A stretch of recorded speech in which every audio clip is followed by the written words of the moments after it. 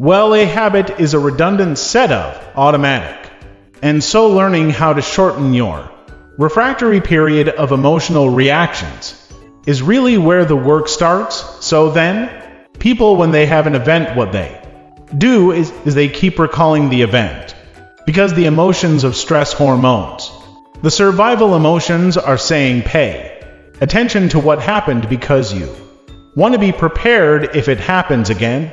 Turns out most people spend 70% of their life living in survival and living in stress. So they're always anticipating the worst case scenario based on a past experience, and they're literally out of the infinite potentials in the quantum field. They're selecting the worst possible outcome, and they're beginning to emotionally embrace it with fear, and they're conditioning their body into a state of fear. Do that enough times, body has a panic attack without you can't even predict it because it's programmed subconsciously. So then, you say to the person, why are you this way?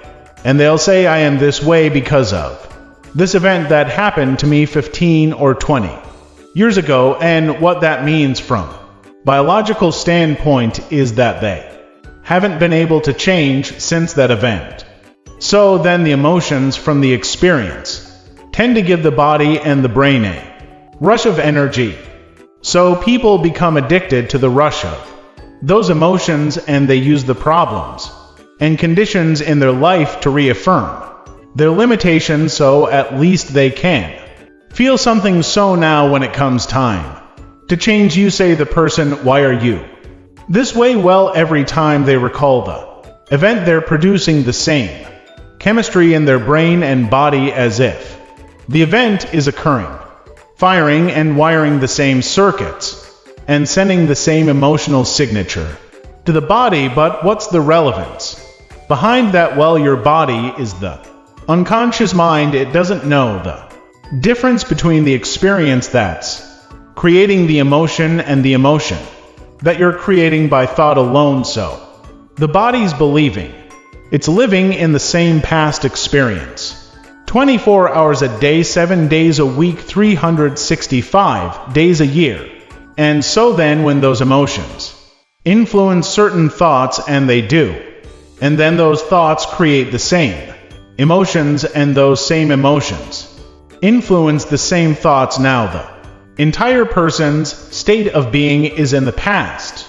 So then the hardest part about change is not making the same choice as you did the day before, period. And the moment you decide to make a different choice, get ready, because it's going to feel uncomfortable. The bigger thing is that we keep firing and wiring those circuits. They become more hardwired. So there you have a thought, and then the program runs.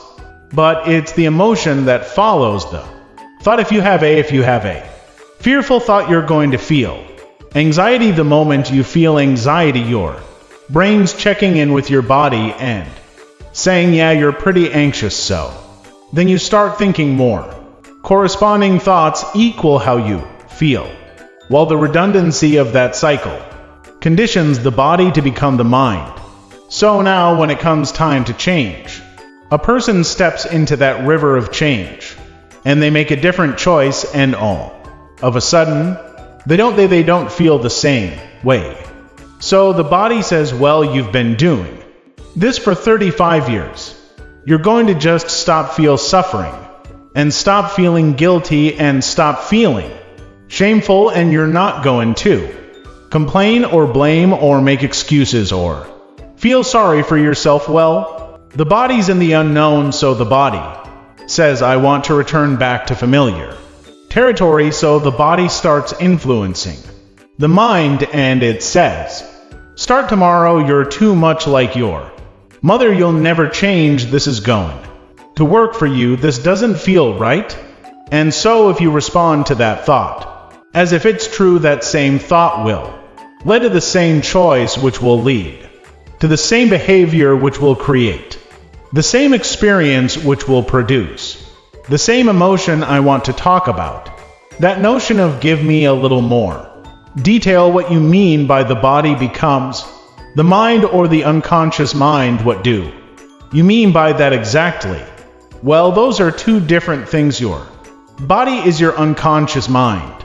In a sense, if you're sitting down and you start thinking about some future worst case scenario that you're conjuring up in your mind, and you begin to feel the emotion of that event, your body doesn't know the difference between the event that's taking place in your world, outer world, and what you're creating by emotion or thought alone. So most people then, they're constantly reaffirming their emotional states, so when it comes time to give up that emotion, they can say, I really want to do it, but really the body is stronger than the mind because it's been conditioned that way. So the servant now has become the master, and the person all of a sudden, once they step into that unknown, they'd rather feel guilt and suffering because at least they can predict it. Being the unknown is a scary place for most people because the unknown is uncertain. People say to me, well, I can't predict my future, I'm in the unknown, and I always say the best way to predict your future is to create it, not from the known but from the unknown. What thoughts body to feel that way, which makes it easier. More likely I will do it again. And so now I'm in this vicious side and unconscious, and it's unconscious, right? And you said, does your thinking create your environment, or does your environment create your thinking? Which I thought was really interesting. So how do we then go from that, like mechanistically, to begin this visualization process of something that's empowering? It's me in a different state. It's my future self. Is it meditation? Is it? What does that look like if you're not being defined by a vision of the future? Then you're left with the old memories of the past, and you will be predictable in your life. If you wake up in the morning and you're not being defined by a vision in the future, as you see the same people and you go to the same places and you do the exact same thing at the exact same time, it's no longer that your personality is creating your personal reality. Now your personal reality is affecting or creating your personality. Your environment is really controlling how you think and feel unconsciously, because every person, everything, every place, every experience has a neurological network in your brain. Every experience that you have with every person produces an emotion. So some people will use their boss to reaffirm their addiction to judgment. They'll use their enemy to reaffirm their addiction to hatred.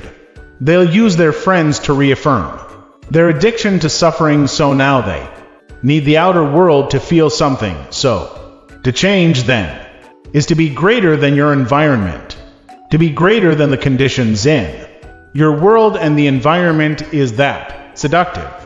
So then, why is meditation the tool? Well, let's sit down, let's close our eyes, let's disconnect from your outer environment. So if you're seeing less things, there's less stimulation going to your brain. If you're playing soft music or you have earplugs, and less sensory information coming to your brain, so you're disconnecting from your environment. If you can sit your body down and tell it to stay like an animal, stay right here, I'm gonna feed you. When we're done, you can get up and check your emails, you can do all your texts, but right now you're going to sit there and obey me. So then, when you do that properly and you're not eating anything or smelling anything or tasting anything, you're not up experiencing and feeling anything, you would have to agree with me that you're being defined by a thought, right?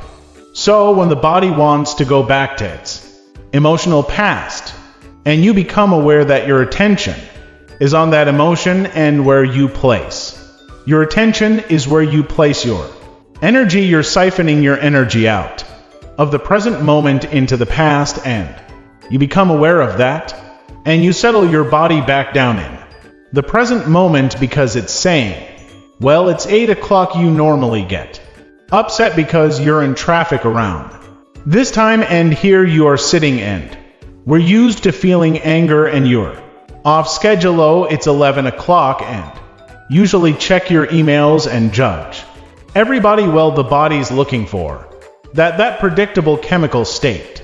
Every time you become aware that you're doing that and your body is craving those emotions, and you settle it back down into the present moment, you're telling the body it's no longer the mind, that you're the mind, and now your will is getting greater than the program. And if you keep doing this over and over again, over and over again, over and over again, just like training a stallion or a dog, it's just gonna say, I'm gonna sit, and the moment that happens and the body's no longer the mind, when it finally surrenders, there's a liberation of energy.